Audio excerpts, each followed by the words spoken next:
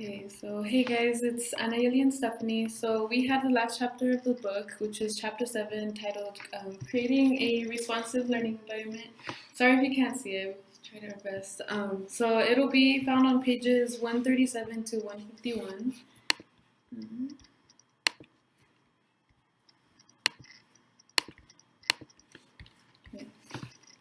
So I'm going to be covering the first two slides, and we're going to kind of alternate back and forth. So the way we set up our PowerPoint, what we did is each heading that was in our chapter, we kind of made it as a slide in our PowerPoint. And if you guys kind of go along with the book as we're presenting our Panopto, you guys will see that some of these sections were very short. So we try to get in as much information as possible so you guys can have a lot of information there. So the first part, this is just our introduction, introducing the chapter. And so while creating a positive learning environment is actually the first step that teachers should take as they strive to create a classroom that is culturally and linguistically responsive. So the reason that the author left this important factor for last is because every aspect of CLR pedagogy described in all the previous chapters that you guys presented on are implicit in a responsive learning environment. And the absence of a positive climate in the classroom makes it impractical or more likely impossible for teachers to implement the strategies that foster and enhance learning for underserved students. Excuse me. A responsive learning environment conveys respect for every student, notably respect for the knowledge, experiences, and language students bring to your classroom. So such a context is central to validating and affirming students' home languages, as well as building and bridging their efforts to use school language. How students will function within the environment depends on their comfort level in your classroom. So it's very important to make them feel as comfortable as possible in that classroom. And in the book, it mentioned a person named Moose, and they said that for students of color and families of immigrants, their initial assessment of their acceptance into the school environment depends on whether or not they perceive pictures, symbols, and other visual representations that remind them of their homes, communities, and values. So the organization of space can influence behavior and learning. Things like furniture placement, learning materials, bulletin boards. These are all things that we covered in our Panopto. The use of technology and spatial viewing capacity can have a huge impact on the students by sending strong messages for powerful learning. And here, these features of an effective learning environment. It was a part of the chapter that was mentioned here. So all learners, but especially underserved learners, thrive in environments that stimulate language development and literacy acquisition. So surrounding students with a language-rich environment full of symbols and print can be very beneficial. So just a kind of like a question to think about as we're going through our Panopto and as you create your actual first classroom. Is what impression do you think visitors have on the learning environment in your school or your classroom? Okay, and Danielson is another person that the author mentioned. They describe a framework for teaching in which she identifies 5 broad areas for an effective learning environment, which are listed here on this slide. The first one is purpose, student engagement. The third is curriculum and pedagogy, the assessment for student learning, and the last was classroom environment and culture. So, evidence of a responsive learning environment. So Holly, the author of this book, has had experience working in numerous classrooms across the country, as well as evidence from research, and came up with the context for describing the features of a responsive learning environment.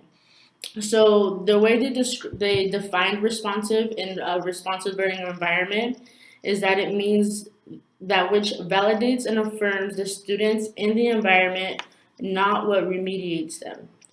So the goal is to provide a welcoming learning environment that has evidence of the students' perspectives and lives in that classroom. And Dr. Rebecca Powell, she's a professor at Georgetown University in Kentucky, and she acknowledged class. And classes, it was mentioned in one of the previous chapters. That's one of the classrooms in Los Angeles. It's a I'll briefly mention it in a little bit, but anyway, so she actually came. They helped with her acknowledgement of this class. It helped them form this recipe for CLR, for a responsive learning environment. It's framed around 8 elements. So number 1 is print-rich environment, which is 70% authentic and 30% commercially produced. Number 2, learning centers, which are the reading, writing, listening, math, science, and cultural. 3 is the culturally colorful, which includes the ethnic cloths, prints, artwork, and artifacts. 4 is arranged optimally, allowing for presentations, movement, and teacher and student space.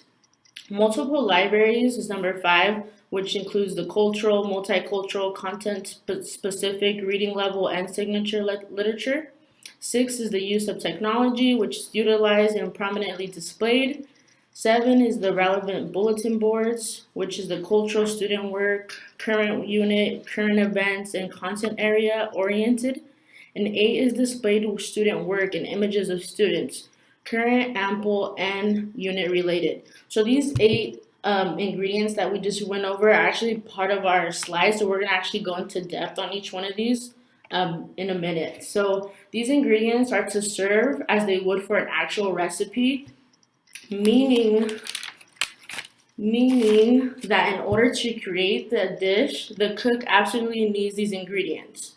However, the exact amount and mixture of the ingredients are left up to the cook's creativity, which is you, the teacher, intuition, and experience. So how the environment will ultimately look is descriptive, dependent, and highly reliant on the CLR teacher to think outside the box, which is going to be us.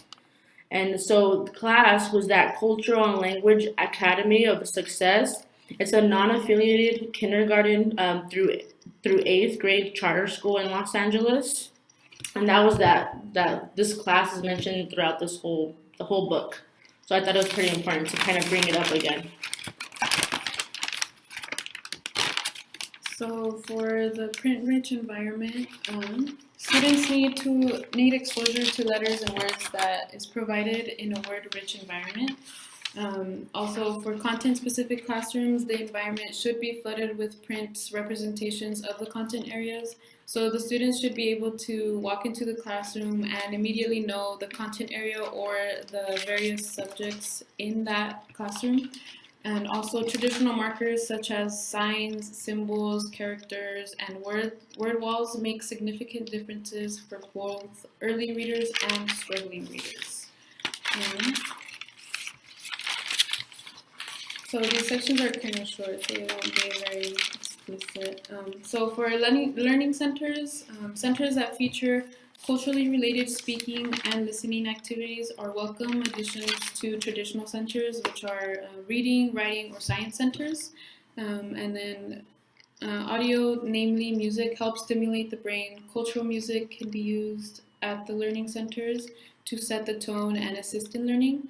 The learning centers are commonly recommended for creating an effective room environment, and thinking beyond the traditional centers is key. The traditional centers being reading, writing, and science. You can also include a cultural center where students bring items from their homes and they can write about those artifacts and, of course, show and tell on about the artifacts that they bring to their centers. And then, so here's a video and examples of a teacher's learning centers in her classroom. Look at all these brave volunteers. Go ahead, Sam. Yes, nice job. So the impact of differentiation, the students feel successful. They feel supported. They know if something is difficult for them, there's something that's a little more in line with their strengths coming up soon. So it really makes education fun and approachable. I really think it's the most effective way that I have seen to teach.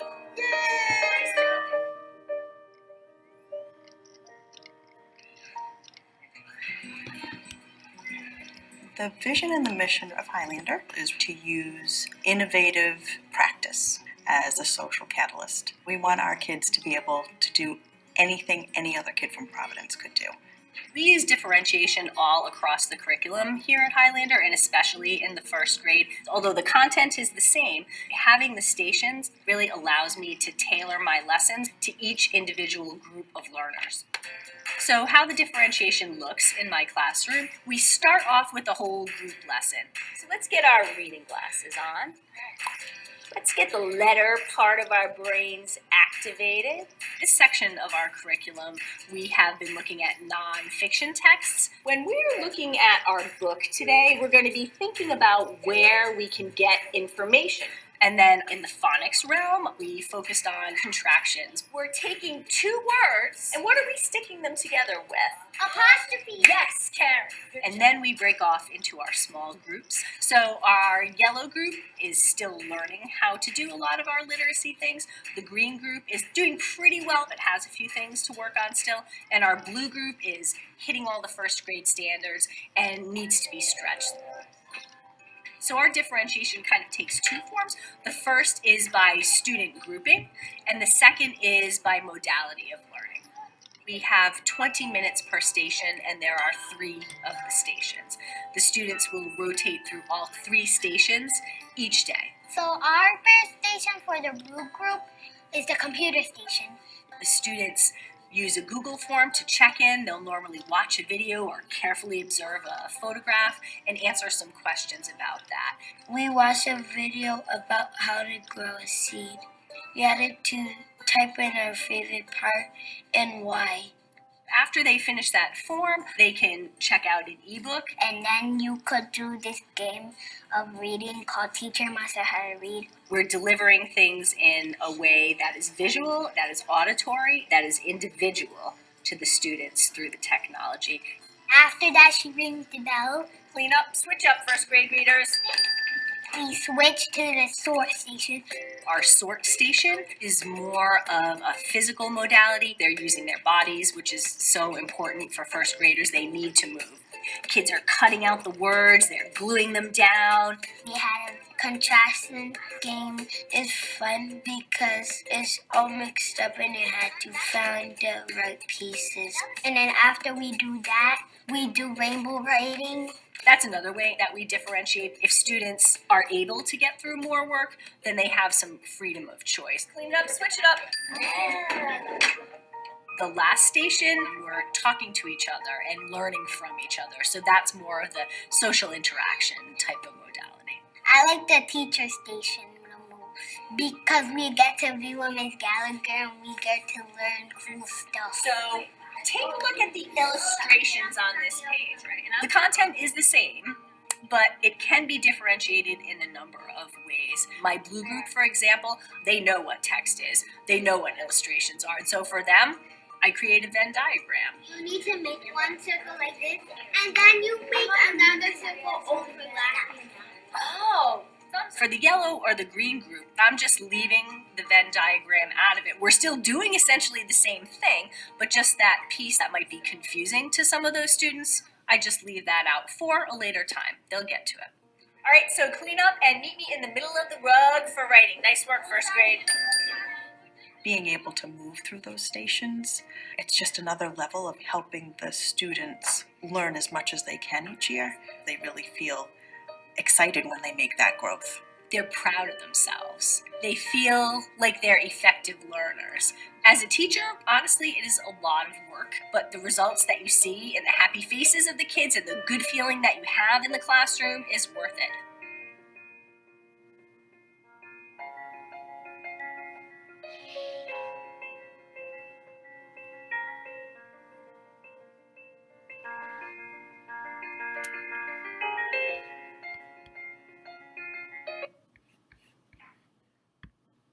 So that video kind of showed how that specific teacher thought beyond the traditional centers and incorporated the different activities that they use to learn their topics. And then we come into the culturally colorful. So, a culturally responsive classroom are the opposite of what traditional classrooms would be. The colors here are bright, dynamic, lively, and inviting colors, and these are all characteristics of CLR classrooms. These inviting classrooms focus on the use of color, lighting, and sound, and essentially, this section wanted to make sure that you guys or we all understood that color actually makes a difference. The environment can actually facilitate and promote student productivity. The book actually gives examples according to Shade, Callie, and Oberg. So the Native American cultures seem to prefer earth tone colors and in some cases yellow and pastels. All of these colors denote activity and vibrancy. And some CLR teachers have requested new colors in their classrooms or even offered to paint their own classrooms with permission, of course, during the summertime. And then the next one we get into is arranged optimally. So here it talked about ways you can arrange your classroom, and many teachers will probably go through several room configurations during the school year before actually deciding on one or two that are optimal. The classroom arrangement should promote movement, kind of like that video showed before, viewing capability and space, as in breathing room for the students and teacher alike.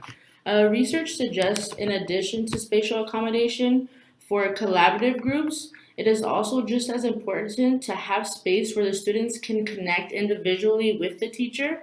And both of these components allow for a feeling of community, connectivity, and collaboration. So in order to create, I'm going to show this video first and I'll talk a little bit more. But this video here has examples of seating arrangements, which I thought was really, really cool. I'm going to show that.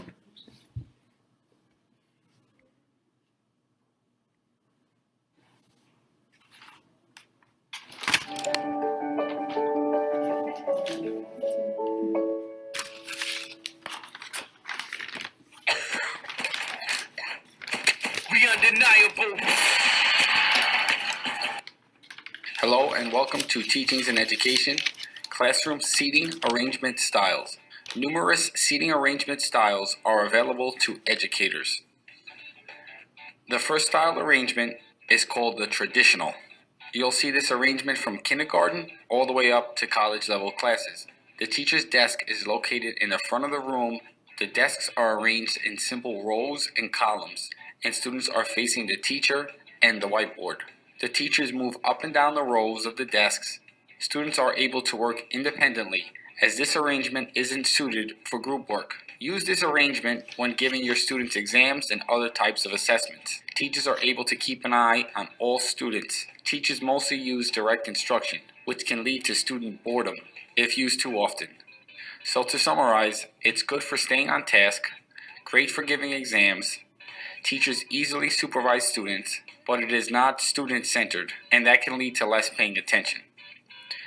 Next up is the horseshoe arrangement. Students are arranged in a U shape, hence the name, and facing toward one another. The teacher can stand in the middle of the room and become the main point of attention. Teachers can sort of bounce around the room to get to any student.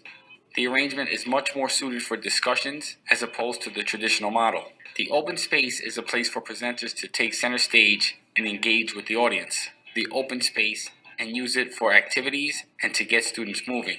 Students can easily share materials with one another and help each other out. On the other hand, this often leads to students copying one another's work. The horseshoe arrangement is good for discussion forums. Students can take center stage. Teachers can easily get to the students. The space can be used for kinesthetic activities, but students often copy each other's work. Now let's move on to the third seating arrangement, which is small grouping. This is sometimes called group pods. Here, the teacher's desk is usually located in front of the room. The student desks are situated in groups of 4, although other variations are possible. The teacher can move about freely and facilitate group learning that's usually taking place. Small groups allow for cooperative learning, and students can discuss project plans, and they can work together as a functioning unit to develop teamwork skills. As the students are working on their projects, the teacher can walk around the room and facilitate learning. Some downsides include the room getting a little too noisy. And with group work, there's usually one person in the group that doesn't put their share of effort. So to summarize, the small group arrangement is great to build teamwork, student discussions, and doing projects, but it can get loud and not all students will contribute equally. The next classroom arrangement style is the runway. The teacher's desk is usually in a corner, students facing one another. This creates a large space in the middle of the room. Teachers will stand in the middle and bounce back and forth from student to student. The runway is most often used when teachers are setting up a classroom debate. Each side of the runway will have their own argument. Other times, teachers can use the open space to perform demonstrations for students. This arrangement does lead to students shouting across the room. So to summarize here, the runway is great for political debates. Students can bounce ideas off one another. However, it does get loud, and students on the ends of the rows often feel isolated. The next arrangement style is called paired groupings, although many other names exist, such as paired pods. The teacher's desk is located in the corner or front of the room. The desks are arranged in groups of 2, and they're facing the front of the classroom. Now, when it comes to assigning student pairs, there are different ways teachers can go. A teacher's movement isn't as hindered as the traditional arrangement, but not as free as a small group arrangement. Peer tutoring is the most obvious reason to utilize this seating style. Be sure each student understands their role and responsibilities. Other reasons for this set is the famous think, pair, share. Some schools use this arrangement for lab partners. The school lacks lab tables. So to summarize, it's great for peer tutoring, where gifted students can pair with struggling students. Works well for lab partners if tables aren't available, and it does create some space. Now we move on to our last classroom arrangement style, the round table. The desks form a circle with an open space in the middle. The desks are facing each other to increase face-to-face interaction. One way to make use of the round table is for ice-breaking activities. As a teacher, you may want to introduce yourself to the class and then have the class introduce themselves. The best thing about the round table is that all students feel like they are part of the group. So to summarize, it's best for creating inclusivity among students, facilitating communication, classroom discussions, and having introduction of members. However, it is limited to discussion activities, and shy students often feel exposed. Please subscribe to this channel. So what I really liked about that video is that it gave us pros and cons for each arrangement that they shared with us, and which I thought was really neat. And also a good idea was, depending on the activity that you're implementing in your classroom, you could possibly switch up the seating arrangements for specifically an activity that you wanted to do with your students. So for multiple libraries, in addition to print-rich environment, CLR classrooms should involve large quantities of books organized in multiple libraries. You can organize them by genres, authors, topics, and reading levels. The display should be set up in an inviting and enticing way, and the more variety of books, the better. Teachers should think about books in terms of gender, social status, youth appropriate, and economic levels. And like in these pictures, it shows how different teachers have organized their libraries. They label each tub for what kind of books are in the tub, and they just designate one certain area of the classroom for the library. And use of technology in the classroom. Classrooms today are now equipped with projectors, document readers, interactive whiteboards, and a lot of schools have a laptop for each student or for the class to use. And the way the technology is set up and utilized with the instruction can be responsive if the technology is infused into the instruction with transparency and frequent utilization. So other than just using laptops, you can also use these different types of websites and programs to help them. And here's a video on use of technology.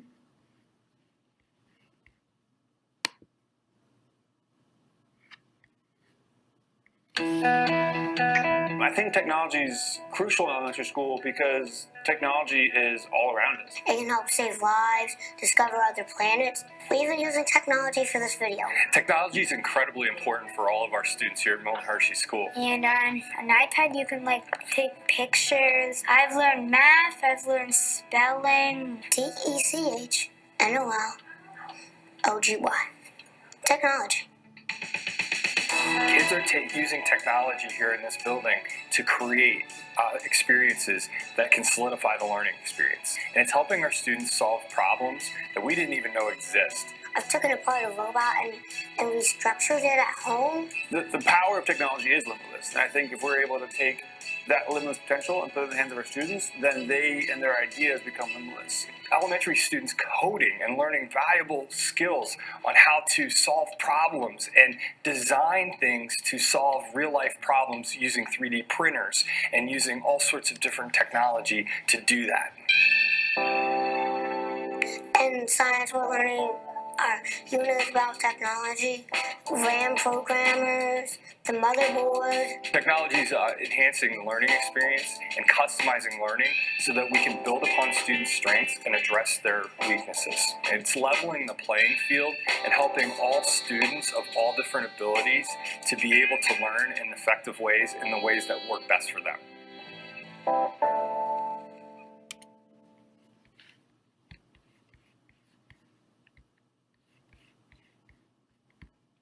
So that video kind of showed how technology is incorporated into classrooms today, and it kind of goes back to the learning center slide where you can use one of the centers. It can be a computer station, and students can be using a program on the computers for the learning center. So excuse me, but really quick, I'm gonna actually go back to the seating arrangements just because I feel like it's important to mention that the arrangement of the desk and table speaks to the importance of interpersonal relationships in the class among students, as well as between the students and teacher. So essentially, student proximity can affect the reception of verbal and nonverbal cues, which then influence positive or negative classroom behaviors. So in the book, they gave us an example. Mexican-American students often view each other as natural resources to accomplish their task and offer assistance to peers. So depending on the room arrangement, it makes it possible or not for these students to engage in such activities that they're engaging in class. So now quickly go back.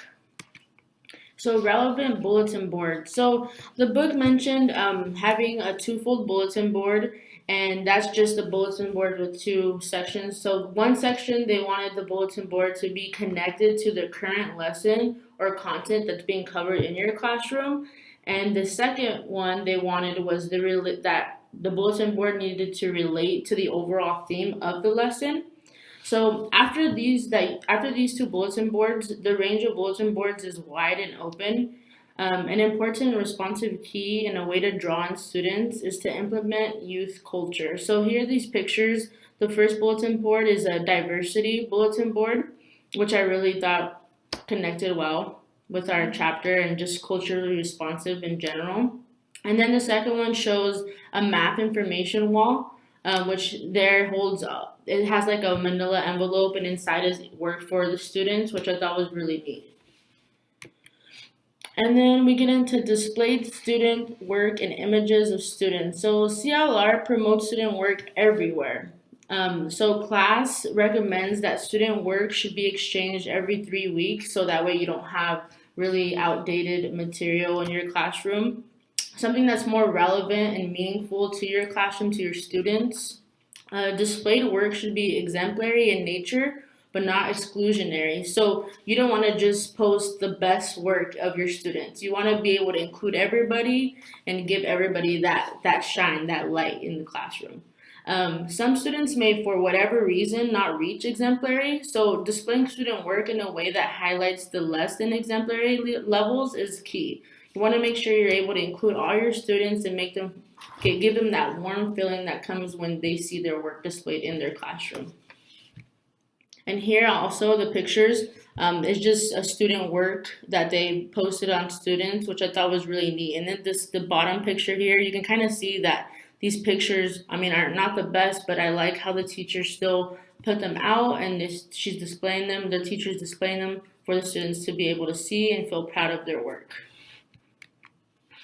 So examining the learning environment at class, the charter school that we have been talking about, they have walkthroughs that are promoted so teachers can gain feedback from their colleagues. and they are powerful tools that educators can use to stimulate conversations around improving teaching and learning. As teachers visit other classrooms, they gain ideas about how to make their own room more culturally responsive. And also at class, they use the CLR Learning Environment Survey, a tool that helps to focus observations and follow-up conversations with colleagues. So this here kind of shows the CLR Learning Environment Survey. That's a picture of the first page, and it's also included in our book, in the very back of the book. Appendix G. Yeah, and we'll talk more about the appendices. So the survey topics include print-rich environment, learning centers, culturally colorful design, optimally arranged room arrangement, and multiple libraries, technology, and relevant bulletin boards. So it's kind of talking about each section that we've already talked about. Each topic is accompanied by a 5-point rating scale ranging from very responsive to least responsive. And the survey is the section titled Resources for Teachers in Appendix G. And the survey is actually more than one page, it's multiple pages. So here's the appendices for resources for teachers. So this is really, really cool. I recommend that you guys take a look at the back of the book because they have really great resources for us. So Appendix A is protocols for increasing student engagement. I really, like I said, suggest that you guys take a look at some of these. Like, for example, here they have one where it says, let me hear you. So students respond concurrently, orally, and with movement to a speaker, the teacher, or another student to an improvised or pre-talk call, such as, got it? Yes. So just checking this out for yourself is really nice. Appendix B gives examples of effective attention signals. One that I liked was where the teacher would say class, class, and the students respond yes, yes. I really like that one. It's really simple and easy for the students to understand and kind of remember. So Appendix C talks about culturally responsive books, and they have a lot of great books that they listed here. What I like about it is that they actually have the books listed for certain grades. They even have them for like African American emphasis. They have like Mexican American emphasis, so they kind of correlate it with the ethnicity and grades, which I really like. Appendix D is the culturally responsive read aloud activities, which was previously mentioned in some of the previous panoptos as well. Appendix E, culturally responsive literacy strategy activities, is also another good appendix. I mean, just checking out all of these, guys, it's really awesome. I would recommend keeping this book, or maybe if you want to sell it, making copies of the back of the appendices, because they're really great resources for us. Appendix F has suggested writing activities for our students.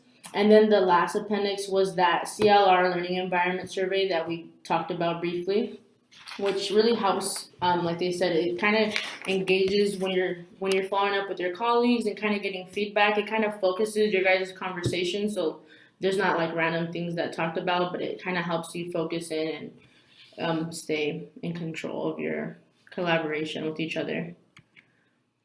And then we want to briefly talk about our special assignment that we have for us. So our special assignment is going to be a sketch a layout of how you would like your ideal classroom. So here we provided a picture of it's nice in color, but it doesn't have to be in color, of course. But here they have the student tables arranged. You have the teacher's desk where you would like your library. They have, where the whiteboards would be and different learning centers.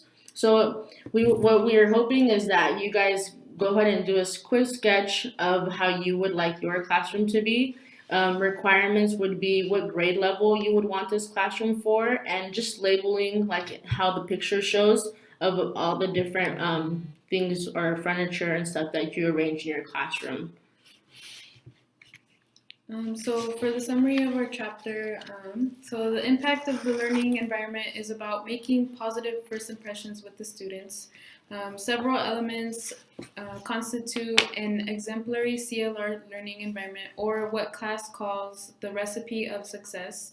Remember, there is always room for teacher innovation in creating a learning environment that is responsive to the students' cultural and linguistic needs and expectations. There is both physical and social factors that must be taken into consideration when creating a responsive learning environment. Physical factors include elements that make the classroom intellectually attractive and stimulating to students, like furnishings and their arrangement, learning resources and their organization, displays of student work, and displays of items that reflect who the students are.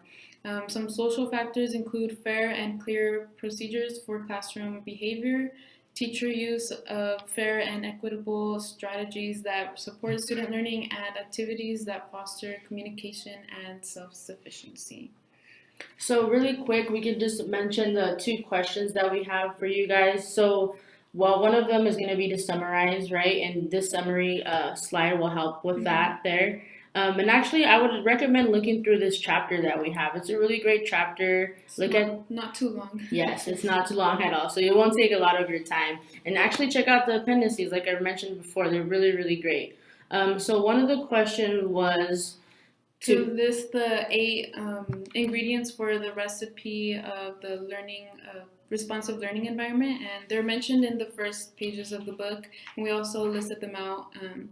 And also the second question was to define a response, how the author uses responsive in creating a responsive learning environment.